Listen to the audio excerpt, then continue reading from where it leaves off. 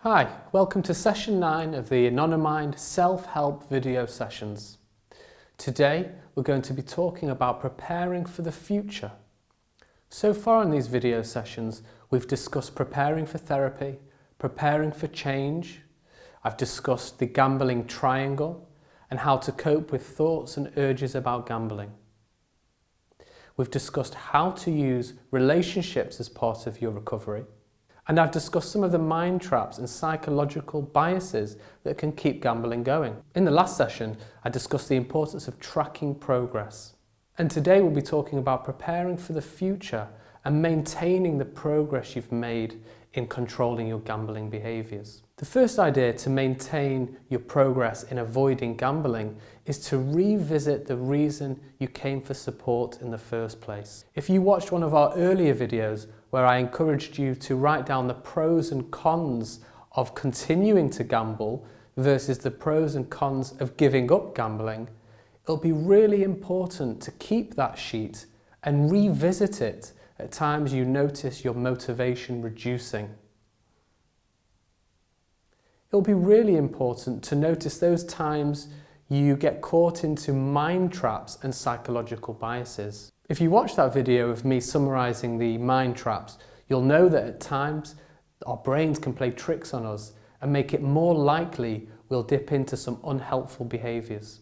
Being aware of those mind traps and looking out for times when they start to take hold of our thoughts and urges can be a really important and powerful way you keep your motivation going. Continuing to track your progress is also important. You may choose not to track your progress on a day-to-day basis once you feel you have some control over your gambling behaviours. If so, that's fine, but I would encourage you to continue to monitor urges and thoughts about gambling and to be aware if some of those start to take hold again.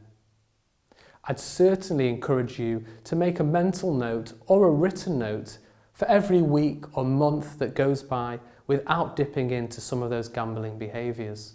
Being aware of those achievements should give you a sense of pride, mastery, and a sense of control over the thoughts and urges that once controlled you.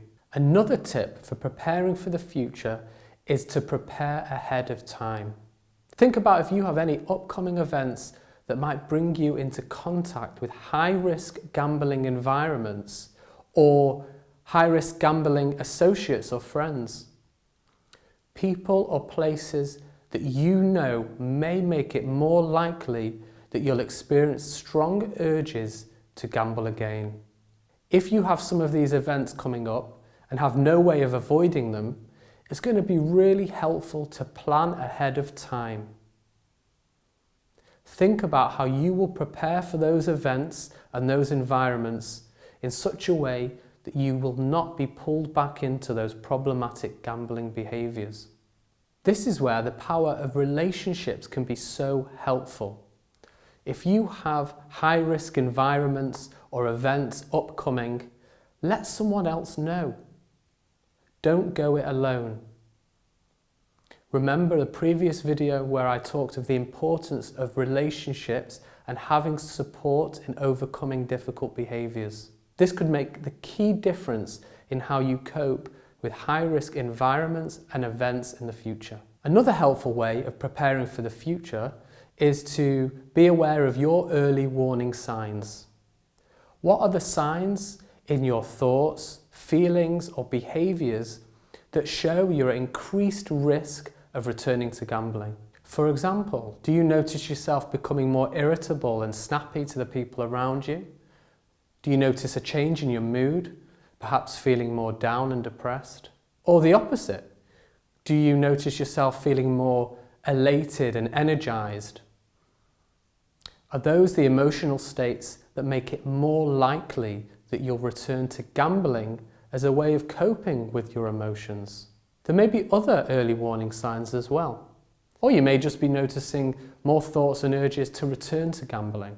There are some of the thoughts and urges or experiences that can be early warning signs that you're at increased risk of returning to gambling.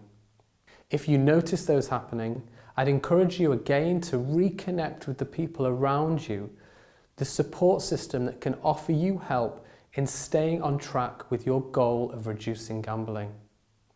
Or I'd encourage you to reconnect with some of the ideas we discussed today to help you stay on track with your progress and plan for the future. Thanks for listening today. I hope this information has been helpful. I wanted to remind you that at Anonymind we have various types of support. As well as these self-help videos, we can arrange for you to see a psychologist or psychotherapist through a confidential video call that can take place at a time that suits you. Seeing a professional psychologist can help you stay on track with your goals to overcome and reduce your gambling, alongside these self-help videos. We also have our short burst residential program where you can have some time with other people working on goals of changing their behaviour and staying away from gambling. I hope this information has been helpful. Thank you for listening.